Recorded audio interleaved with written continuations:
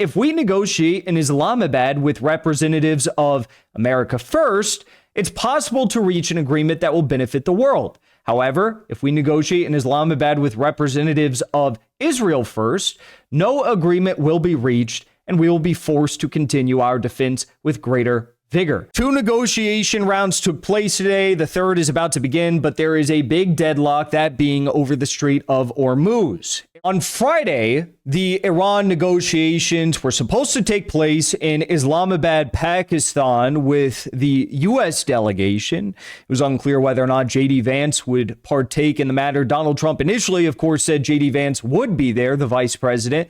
Then he said JD might not show due to security concerns. It's unclear what those security concerns were.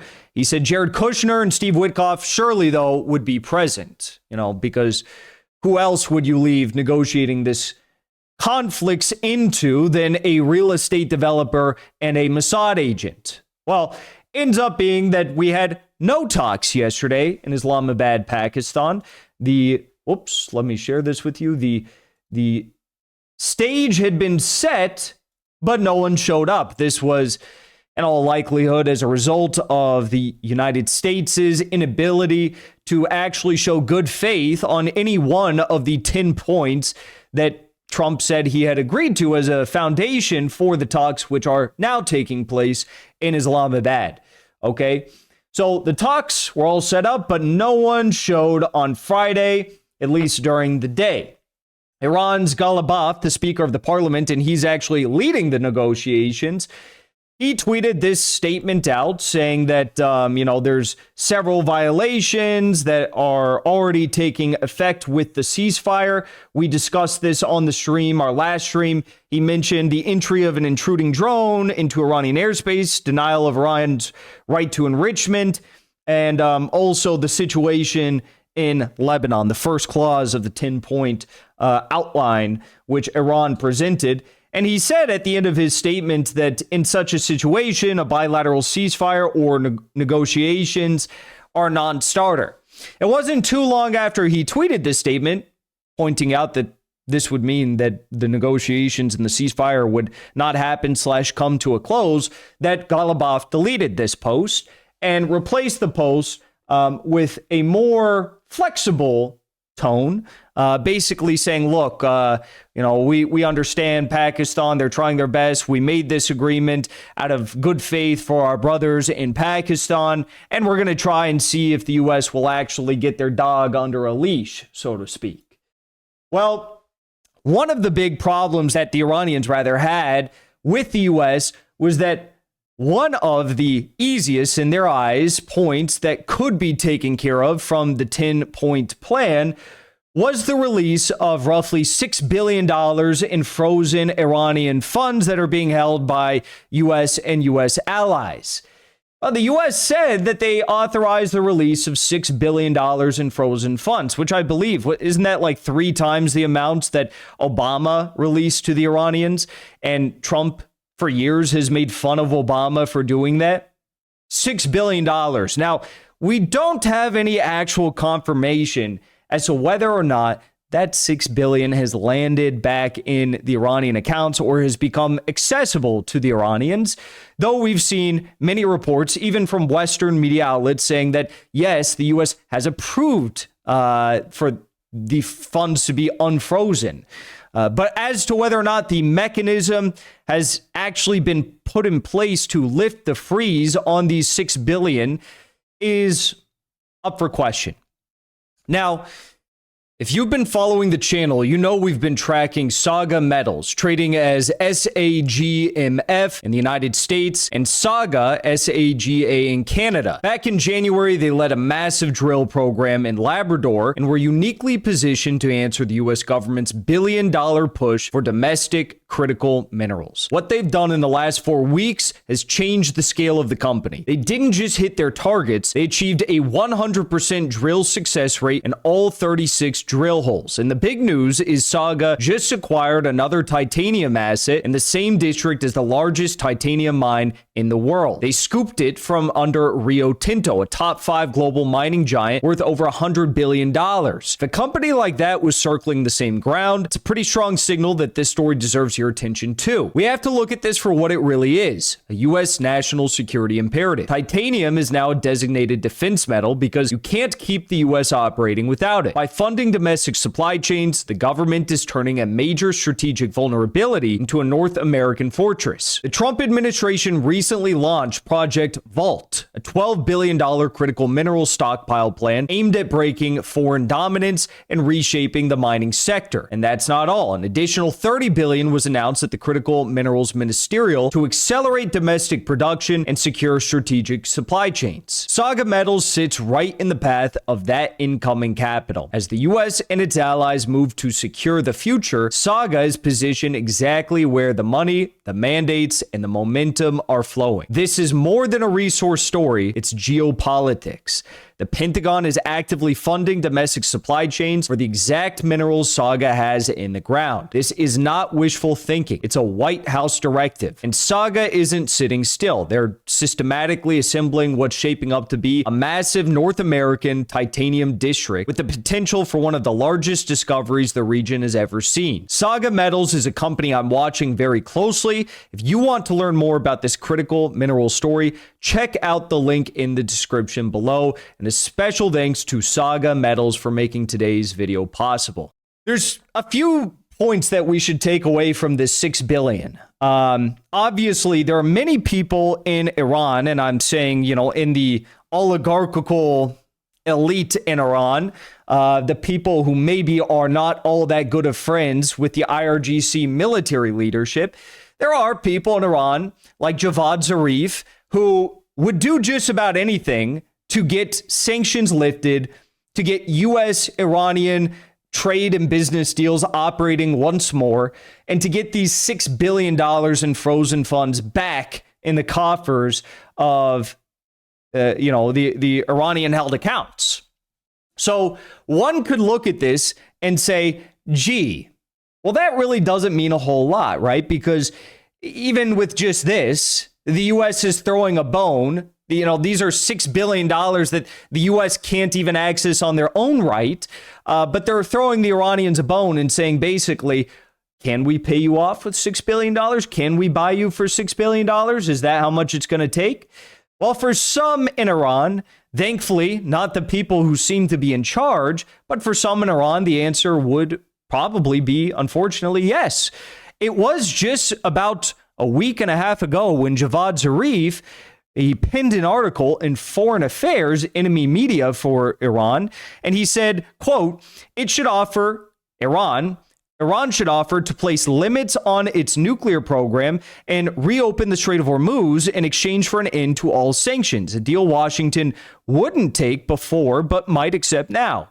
Iran should also be prepared to accept a mutual non-aggression pact with the United States in which both countries pledge not to strike each other in the future. It could offer economic interactions with the United States, which would be a win for both the American and the Iranian people. Javad Zarif, and anyone, frankly, who thinks like him with statements such as this, are the type of Iranians who would sell their own mother just to have sanctions lifted on Iran. Frankly, I find this pathetic. I find it humiliating. I find it embarrassing. But we are seeing negotiations take place now, so we should be weary about whatever the U.S. may try to throw at the Iranians and see how they react. Well, as of right now, the Iranians are not taking the bait. They're not biting. They're not saying, oh, thank you for the $6 billion. Now we're going to bend over and let you fuck us. They're not doing that. Okay, so whatever Javad Zarif was proposing here clearly is not the official line that is being towed by the Iranian Foreign Ministry, by the Iranian government. And for that, I say, thank God. Okay, for that, I say, thank God. So let's keep going and see exactly what took place over the last 24 hours. Last night, the Iranian delegation arrived in Pakistan. They were greeted by Pakistani Field Marshal Asif Munir.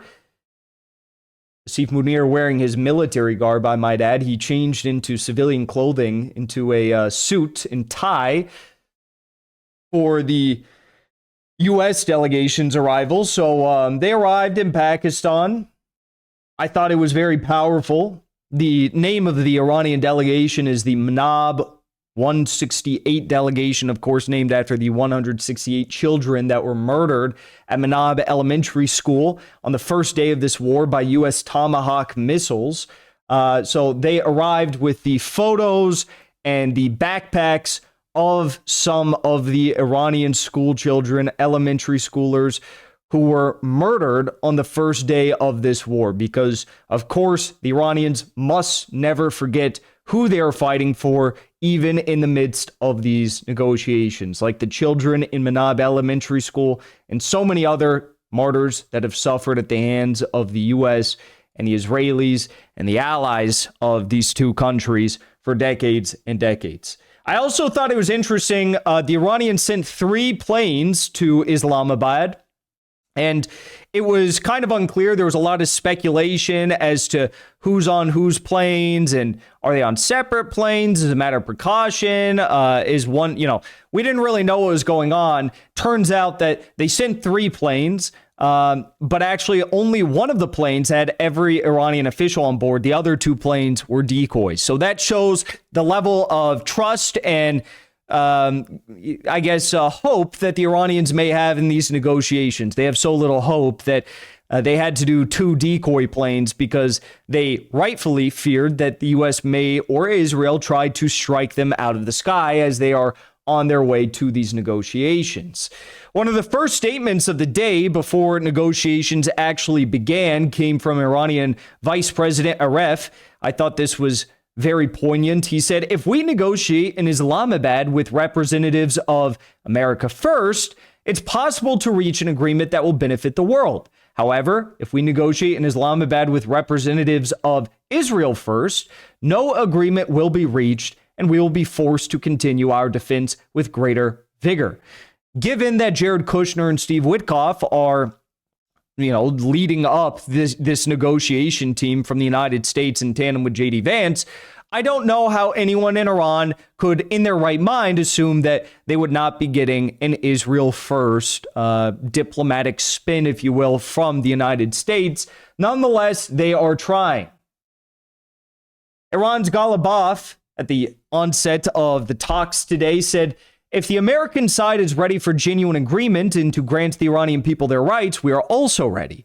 We demonstrated in the war that we are also prepared in case they want to use negotiations to deceive us to no avail." But the truth is, going to negotiations at a point like this, I don't think is going to be a fruitful outcome for the Iranians. I think that they would probably be wiser to assume that the U.S. is just using this as a means to resupply air defenses, to get more U.S. troops in the region, and to get oil prices up for whatever amount of time that they can manage, right? Because that is the real pressure that Trump is currently facing, as we all know. But let's continue on here. Iran's delegation announced red lines for the U.S. negotiations, those being, 1, Iranian control and sovereignty over the Strait of Hormuz, which was violated today. 2, war reparations and sanctions relief. That has not been promised nor guaranteed. 3, unblocking all frozen assets. And 4, a permanent ceasefire on all fronts in the region. Oddly enough, nothing was mentioned about Iran's right to continue enriching uranium. You could take that and take it to mean 2 different things. It could mean that that's not even a matter that's up for negotiation, or maybe they're willing to do that. That would be absolutely ludicrous and insane. I don't think they are. Here are some photos from the sit-down between Ghalibaf and Pakistani Prime Minister Shehbaz Sharif today. This was before the negotiations took place with Iran and the United States. As you can see here, Ghalibaf is wearing a lapel pin with Mojtaba Khamenei, the current Ayatollah, and the martyred Ayatollah Ali Khamenei. And if you guys don't know about Mohammad Bagher Ghalibaf, he is the man who's effectively leading the Iranian diplomatic mission in Islamabad, Pakistan. I want to read this for you from Ali Al-Zayda, who says, the head of Iran's delegation, Ghalibaf, is not a conventional civilian politician. He was part of the generation shaped by the 1979 revolution. He joined the IRGC during the Iran-Iraq war and spent 8 years on the front lines. By 21, he was commanding the Nasser division. In this video, he recalls the death of his 16-year-old brother, Hassan, a diver in Operation Karbala 4. He chose not to seek a final farewell, knowing many families never recover the bodies of their loved ones. There's a real irony here. The U.S. once had the option of dealing with someone like Javad Zarif, whose, letter in Foreign Affairs I read to you just a few moments ago, the father of 2 American citizens, someone who spent the entire war years in New York, shaped by Western academia, proudly identifying himself with the constructivist school of international relations, speaking the same intellectual language Washington understands. Diplomat who tried hard to win America's trust. Donald Trump's short-termism, lack of any coherent strategy, and his instinct to treat global politics like real estate forced Iran to wake up from the delusion of its pro-Western faction. So now Trump faces a different Iran. Figures like Ghalibaf are not there to build trust or to seek approval. They're there to assert Iran's rights.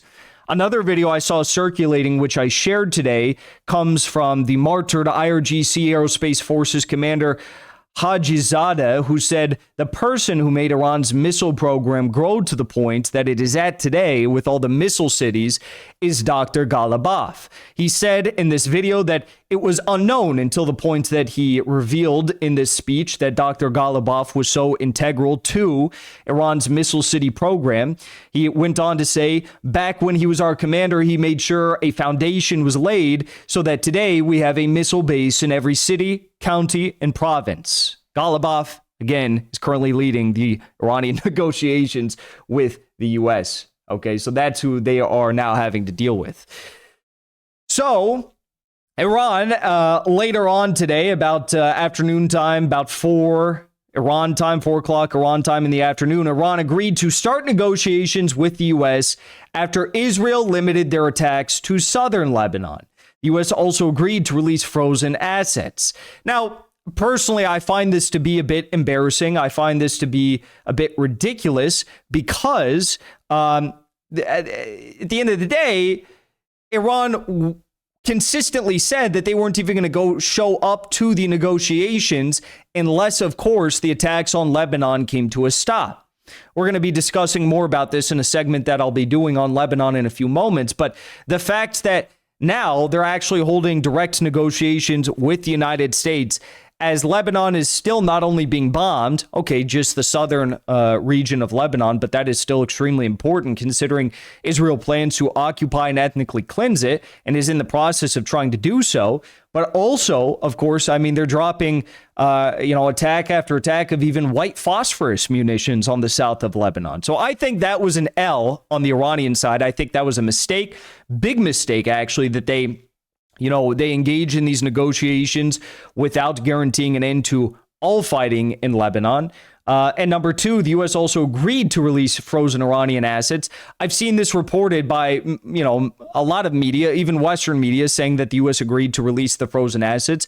But there's been no indication that it has been done. There's been no indication that, we see any sort of mechanisms being lifted thus far. And the U.S. has promised to do this in the past, but they always end up having some difficulty that delays the decision, the final releasing of the funds, and it never happens. Okay, so we see red lines being violated. I don't think that that is a good move by the Iranian delegation to continue with these negotiations, but I'm not Iranian, so that's their decision. Here we have a photo of Iran's Manab 168 delegation from inside the negotiation hall in Pakistan that took place. That was released at about 9 o'clock local time in Iran. And also, it appears now, before the third round of negotiations took place, before they started, there was a clear deadlock. All right. 2 negotiation rounds took place today. The third is about to begin, but there is a big deadlock, that being over the Strait of Hormuz. Iran has refused to relinquish their joint control with Oman, of course, over the strait to have been expected. I don't know really what they assumed was going to happen. The U.S. is trying to say, we want to have joint control over the Strait of Hormuz with Iran, and the Iranians are consistently refusing that maximalist, insane, ludicrous, non-starter of an idea from the Trump officials. They will not, of course, be doing any sort of a joint security protocol regulation of the Strait of Hormuz. This is the business of Iran and Oman, and the U.S. has frankly nothing to do with this. Okay, Trump is trying to scrape out a win. He's trying to squeeze the Iranians, but thank God, again, the Iranians are not taking the bait. They're not biting on the idea that, oh, you're going to release $6 billion in frozen assets, maybe, and then we'll allow you to have full access, open access to the Strait of Hormuz. They're saying, no, that's not going to happen. Syed Mohammed Marandi, the Professor Marandi, he is in Islamabad, Pakistan. He tweeted this out a few moments ago. He said, one of the individuals close to the negotiation team told me that unreasonable demands from the Trump regime are still hindering the establishment of the desired framework. The Iranian team insists on its demands and conditions to solidify the military achievements it has gained. However, there may be another round of negotiations tonight or tomorrow aimed at making a final effort to reach an acceptable framework. One can probably assume that this is as a result of the refusal for Iran to join any sort of efforts with the U.S. for joint control of the Strait of Hormuz. The Iranian media is saying that the fate of negotiations should be understood in this last round of negotiations. Whether they occur tonight or tomorrow morning, we don't have full clarity yet. And we have this from, what does this mean? Dropsite News says negotiations are structured across 3 committees: political, economic, and legal, with Foreign Minister Abbas Araghchi heading the political track, Central Bank Governor Abdul Nasser Hamidi on economics, and Deputy Foreign Minister Kazem Karababadi on legal matters for Iran. In-person talks have concluded for now, with both sides continuing exchange written texts. Tasneem, Iranian media, reports that while talks advance the text exchange phase, excessive demands by the U.S. have slowed and obstructed progress. So, folks, my honest thoughts, my 5-second breakdown of the situation. Has Iran gotten the $6 billion in unfrozen assets? We have no confirmation. We have no idea of knowing whether the U.S. has made good on that promise to lift the freeze on the $6 billion. The U.S. is not moving on its idea that they're going to, allow Iran to govern the strait by themselves. They keep insisting that it has to be a joint protocol. We have no updates on the removal of all Iranian sanctions. The Lebanon ceasefire, we really have no updates there, besides the fact that Beirut is not getting bombed right now, but the south of Lebanon is getting bombed really badly. And they're now bombing it with white phosphorus as well. So really, can you say that this is a success for the Iranians at this point? I say no. If they get the $6 billion, and the only reason why they did this whole thing is that they can get $6 billion in cash that they can then, utilize for defensive purposes, then I'd say that this is a stroke of strategic brilliance. If they knew all along that this isn't going to last, and at least maybe they can get the $6 billion. Okay. But personally, I don't believe that they're actually going to get the $6 billion. Personally, I don't believe Israel's going to stop the bombing of the south of Lebanon and the targeting and the occupying of the south of Lebanon. And I don't think that the U.S. is going to agree to Iranian control over the Strait of Hormuz, nor will they agree to removing all the sanctions. So you have to look at this and say that it was, I don't know. It was a failure thus far. We'll see what happens tomorrow. But thus far, a failure, and also gives the U.S. time to resupply air defense capabilities to the region, resupply, missiles, and also, whatever they need on these aircraft carriers and destroyers. Also, send more troops to the region, which they are doing. We had confirmation of that yesterday, 2 days ago, rather, that they will continue sending Marines and ground forces to the region. And the biggest ticket of all is that oil prices will somewhat drop. in the midst of this ceasefire as well. So I think that this, as I said before there was any sort of confirmation of a ceasefire, I still stand true. I believe that this is a mistake. I don't think they're going to get anything about this. And I guess I don't think they assume that they're going to get the whole world out of this, but I don't think that I don't think they'll get anything out of this. I don't think they'll get one thing out of this. And I think this was a mistake. Quite honestly, I don't think they've learned the lessons of the 12-day war. I think this was a big, big mistake. Before you leave, I want to say thank you for the support, because after 2 years of being banned, we are finally back home on YouTube. So be sure to subscribe to our channel and also join as a member on our channel using the link at the top of the description. I rely on the generous support of viewers like yourself to get the truth out to as many people as possible. You can also support the show on Locals or Give Sin Go. The mainstream media and the powers that be are never going to stop attacking us for bringing the truth to as many people as we do. Thank you so much for your support.